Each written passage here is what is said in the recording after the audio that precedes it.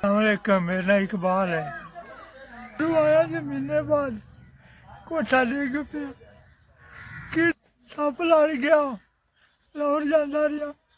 लाहौरों आया महीने बाद हर शह लोड़ी गई धी के साथ लड़ाया जी मैनू डोबिया में मंजी से पिया कोठा ढह गया मेरा। अज जी आपो आदे घर बाहर आ रही है कोई संभाल कर रहा जी 5000 रुपया दिता बड़ी मेहरबानी शुक्रिया तेन दुआ दुआ देंदा पिया कई बरकत पावे राज की मेरी चौखा रिज़्क दे अल्लाह तेन अज करावे तेरे बच्चों ने भी करावे।